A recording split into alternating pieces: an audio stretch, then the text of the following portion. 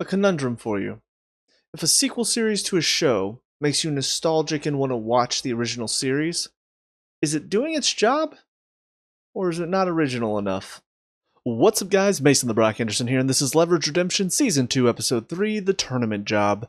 So I think I've finally discovered, and maybe this was something in the first season as well, I, again, don't remember because it's been a while, but I think I've finally discovered what it is about this series that I think not necessarily fails, but falls a bit flatter than the original series does. I think it's about the villains. I think the villains just are not quite as fitting for this show. And what I mean by that is I seem to remember, and I could also be wrong about this because I've not watched the original show in a while. Honestly, after watching this, I kind of want to go back and watch the original show again. But I think the original show had a lot more realistic villains. So when everything got turned on its head and when they finally realized that they had been conned out of their money and everything, it felt a lot more satisfying because they felt real.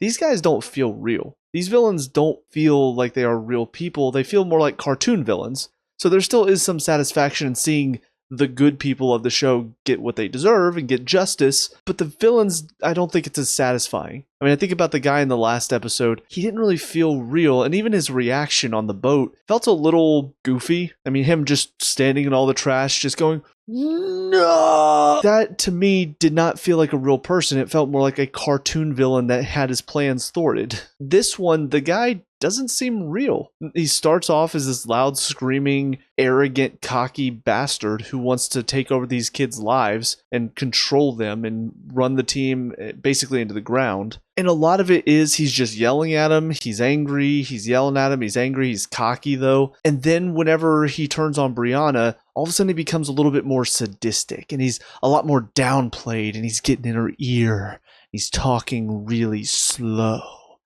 and methodical and almost kind of like he's a psychopath. And then on stage, when the whole reveal happens, he turns into a loud screaming psychopath, which is kind of similar to what we saw early on when he was yelling at Tam's sister, I think. But it's similar more so to that, but we saw him get all weird, creepy, and psychopathic in the room with Brianna. So it felt like such a change for him. But again, he doesn't feel real because of that. He doesn't feel like a real person. And so I don't think the turn, the break, the reveal, I don't think it's as satisfying. I will also say the reveal in this one wasn't as satisfying because I just don't think they handled it very well. Brianna doing it, she's a lot more animated. I think there's something a lot more pleasing to watch as somebody sort of just calmly explains like, oh yeah, you thought this was all happening, but actually, here's what was really happening. Or even just no explanation at all. Sometimes it's nice to just see the bad guy realize that they've been duped without any explanation. But with Brianna, because she's animated, there's also a crowd that's listening, that's sort of reacting along with it. It feels much more like a show. Of course, it is a TV show, so feeling like a show shouldn't be a bad thing, but it is. I think a lot of that comes down to, can I watch this and feel like it's really happening? Can I give myself to this world? And I do feel like for this reveal, I didn't think it was real. I didn't feel like I was watching a real life event happening. I felt like I was watching a TV show, and this felt all very unrealistic. And again, I could be misremembering, but I feel like I remember the original show.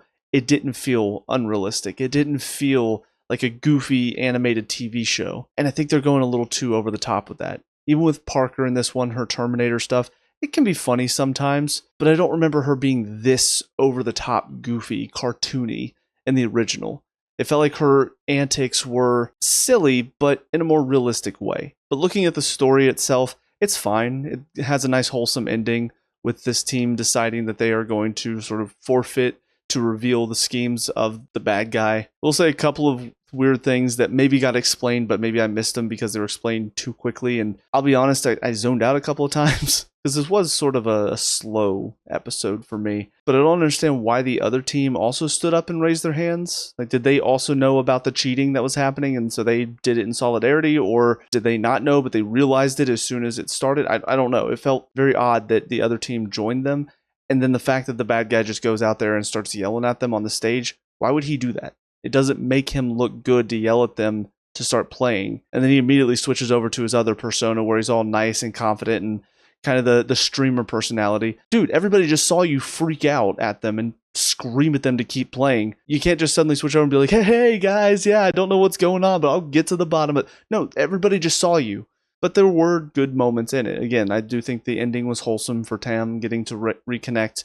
And just Elliot as well, connecting with these kids was a nice story. Even for Brianna, I was a little worried since she was sort of taking charge of this one. The show does sometimes tend to treat her with kind of kitty gloves. And in the end, it did still work out, but it didn't work out flawlessly. If I did have one nitpick about all of this, I would say maybe the fact that Brianna didn't make any serious grave mistakes that the team had to fix, because I do feel like that's part of the journey, is making the mistakes to learn from them, basically. And this was more so just the only problem that came along with it is this guy was more connected and had a bit more preparation than they thought he did. So not really an obvious mistake, maybe something that she could just be better prepared for next time. One of my favorite episodes from the original show is one where Hardison takes charge and he has this new idea about how to approach a con, and it kind of backfires on him. And Nate sort of saw it coming along the way because of his experience, but he lets Hardison make that mistake because he wants him to experience it and learn from it. And it's something that I think this episode could have used to possibly up the stakes a little bit more, but also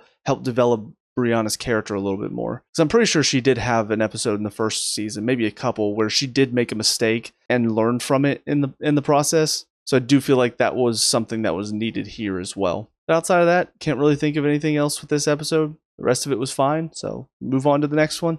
I'll see you guys there. And now episode 4, the date night job.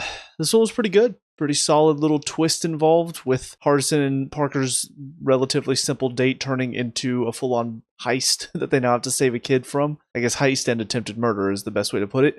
But yeah, it was very well set up. I think the opening bit, again, a little goofy, but it's sweet enough. They don't really focus too heavily on Hardison and Parker and their romantic side of things because Parker's not a romantic. We know this. So I like the fact that they don't really make it this nice, sweet thing in a traditional sense, but from their point of view, it is sweet, all this stuff that they set up. So I like that. And then, of course, when it turns, it is rightfully intense. I think the only thing that I can really nitpick about this episode is how predictable it is. And it might just be because they didn't give us a whole lot of suspects to choose from. But if I understood the ending correctly, because obviously names are not my forte, I forget them pretty quickly, I'm pretty sure that both of the guys that they suspected were both in on it. Like, obviously, the one guy wanted to kill the kid because he would get the inheritance, but I'm pretty sure the other guy, the older gentleman that was supposed to pull the alarm, I'm pretty sure he was involved too, because they did mention a name that I'm pretty sure belonged to him, but I don't know.